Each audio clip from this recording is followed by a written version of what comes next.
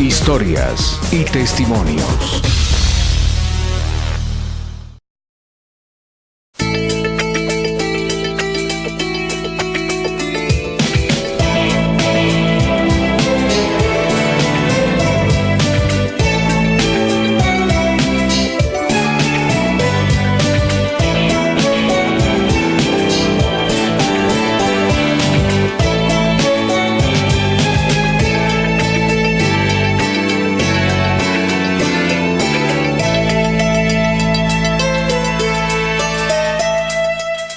Muy bien, entramos a la segunda parte de Historias y Testimonios con nuestro invitado, el locutor y periodista Julio César Bernal.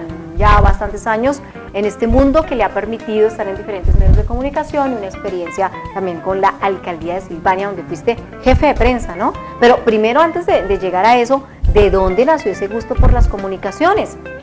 ¿De dónde dijiste yo voy a ser periodista o me voy a dedicar a la locución? Resulta que eso se remonta mucho tiempo ya, eso hace bastantes años.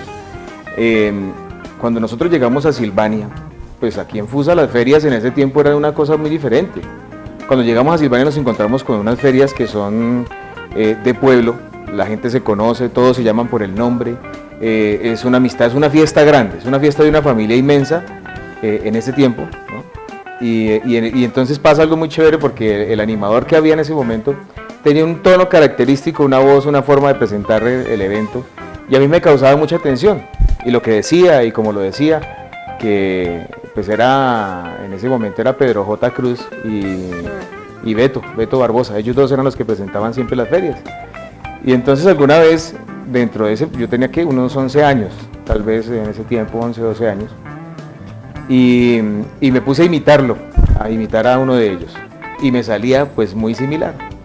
Entonces llegaban los eventos así y lo imitaba y a la gente le parecía muy chistoso porque tiene una forma característica de decir ay qué rico, cosas así. Okay. Y fue él como el comienzo, esa fue la inquietud. Recuerdo tanto que me dijo alguna vez que le ayudara a hacer un perifoneo en vivo, ¿no? Tenía que hacerlo ahí dentro del carro y leyendo lo que...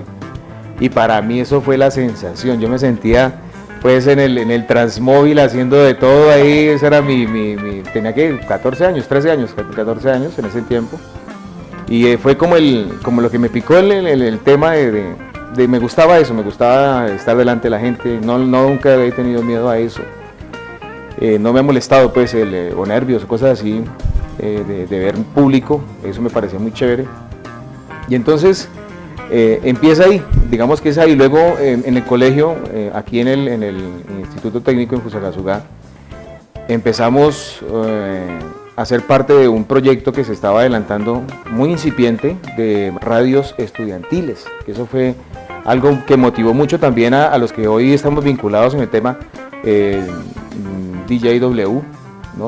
Wilson Prieto. Él estuvo con nosotros, yo estuve con ellos mejor, ahí en ese proyecto de radio estudiantil, cuando estuvimos en el colegio.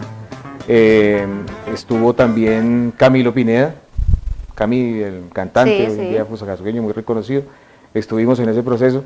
Entonces arrancamos ahí, DJ Mouse, ¿no? Pepe DJ también, que es muy conocido, Luicar también estuvo en ese proceso cuando estudiaba en el Ricaute. Entonces empezamos nosotros a crecer como un gran movimiento. Lo hacíamos yo ingresé ya en noveno a ser parte de la emisora estudiantil. Y la emisora estudiantil, ¿qué era? Eran 2 parlantes, 2 cabinas de sonido, unos transmisores o unas consolas algo viejitas ya, y un micrófono ya reparado también por los del taller de electricidad que había ahí también en el colegio. Y eran saludos. Entonces, que saludo para Patricia de Alex, entonces que Alex me mandaba el saludo, que te quiere mucho, cosas así. Sí. Las noticias también eran, por ejemplo, que después del descanso había alguna actividad o izada de bandera, después de esas eran las noticias que se daban en el tiempo. Pero ya se hacía todo el proceso de manejar equipos, de mirar aquí, de proyectar cosas. Nosotros terminamos ese proceso ayudando a conformar radios estudiantiles también de colegios como el Teodoro Aya. Acompañábamos a los alumnos también de Lozano de esa época, y fue un momento muy chévere porque esto hace que los jóvenes se motiven y empiecen a tener como una una intención de crecer en esos aspectos que le gusta, ¿no? Hoy en día la gente quiere más hacer parte de lo que es económicamente rentable y estable, pero nunca hacen de pronto lo que verdaderamente quisieran. Se apasiona. Sí, se apasiona. Entonces, arrancamos con eso, terminamos el proceso con un programa en Radio Sumapaz que se llamaba Éxtasis.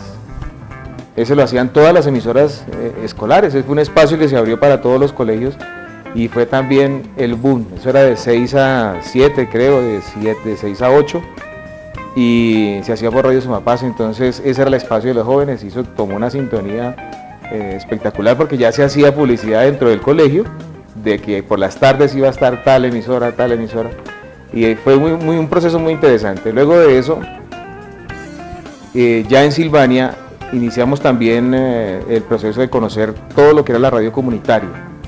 La radio comunitaria, que era también algo incipiente en ese momento, fueron las emisoras que se otorgaron en la mayoría de los casos pues a las casas curales, a las iglesias. Y en Silvania pues obviamente también fue igual, ¿no? Allá también se entregó a la iglesia, pero era un proceso que iniciaba. Entonces hicimos varios seminarios, talleres, conocimos cómo se hacía la radio ya a un nivel un poco más alto de lo que estábamos haciendo en el colegio. Y fue interesante entrar también en todo ese concepto. Ahí marca también ya un poco más serio lo que se hizo. Se empezó a hacer un trabajo ya a nivel de radio comunitaria en el municipio, programas que fueron muy buenos. Mañanas en Familia fue un programa que nació de ahí. Otros programas como PM 120 de Locura, que se llamaba, ese era un programa de música bailable.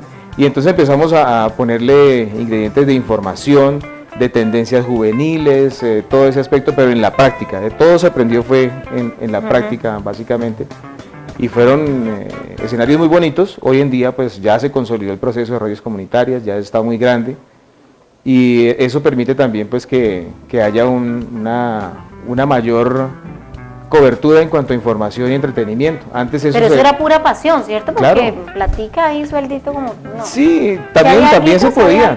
Bueno. Pues lo que pasa es que las emisoras comunitarias son sin ánimo de lucro, pero también sin ánimo de pérdida, entonces tú puedes tener algo ahí también como un incentivo.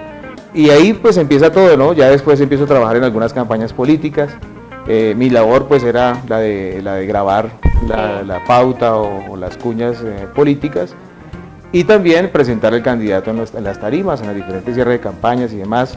Eso me llevó a ser el maestro de ceremonia, por decirlo así, de la parte política de un cierre de campaña de un gobernador de Cundinamarca, en Soacha. Se le acompañó en ese cierre de campaña. Fue muy interesante porque eso fue también una tarima diferente, más grande, que te digan, no, un momento que tienes para que no brilles en la cámara, porque eso también iba por televisión. Sí. Entonces con maquillaje, y me presentó Hernando Galvis Caballero, que era el locutor de Radio Recuerdo en ese tiempo, y Hernando Galvis dice, bueno, vamos a darle paso a la parte política, presentamos a Julio César Bernal, y la gente aplaude como si me conociera. Entonces eso fue muy, muy curioso ahí, en ese escenario que fue tan importante históricamente en el tema político, ¿no? Porque fue el escenario donde murió Galán. En esa noche fatídica para todos los buenos intereses y pensamientos de liderazgo que en ese momento se estaban realizando, pero para mí fue un momento muy especial. Entonces ahí ya viene el tema también de la radio como tal, hacer parte a una emisora como Emisora Nueva Época. Y un proceso que lo llevó a ser jefe de prensa en la alcaldía de Silvania, y luego de ahí vinieron otras cosas más, como el trabajo a través de Emisora Nueva Época. Vamos a ir a la pausa y ya volvemos con más de nuestro invitado Julio César Bernal. Historias y testimonios.